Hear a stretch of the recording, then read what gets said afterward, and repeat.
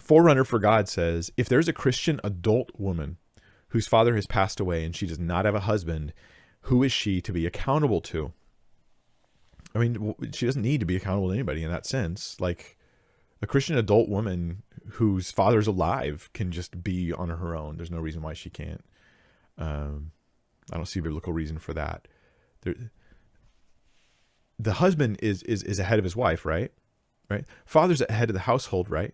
But if she's no longer part of the household because she's moved out, he's not her head in that sense. He's a counselor. He has a certain fluid kind of authority in her life, but not like a dad to a child anymore, but rather like a patriarch in a family, or even a matriarch would have a certain degree of authority in a child's life, but not like the commanding authority they had when she was under their roof. That's different.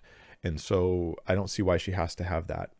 This is a teaching in some circles that a woman has to have a man that she is submitted to. And so some would answer this question that you've asked, Forerunner for God, and they'd say her pastor. Like, the woman finds a pastor and so she goes to him. Now, I think that it's totally fine for a woman who's, say you're single, you don't have the father relationship somewhere, and so you find a godly man who's older than you, maybe it's a pastor, and you like look to them to be kind of like a father figure to you. That's a healthy thing. That it can be healthy. It can be bad. You can pick a bad guy for that, but it can be a very healthy and helpful thing in your life. But I don't think that means you're under him and his commanding authority in your life. Like, you have to ask his permission to like get this job or to marry that person. I think that they're there to counsel you, not command you. So even if you do want that healthy relationship that's there, it's not a authority thing.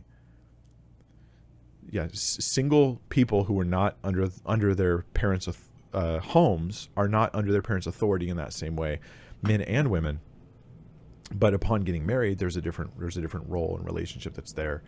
So I don't see the problem with a woman just not having a guy in that role in her life. Why is that a problem? All right. If there is a relationship, if there is a husband and the husband doesn't have that role of headship, to use the biblical term, in the home, and I'll talk about this in a few weeks in my Women in Ministry series, but if the husband doesn't have that role of headship in the home, like Ephesians talks about, and Colossians and 1 Peter and other places,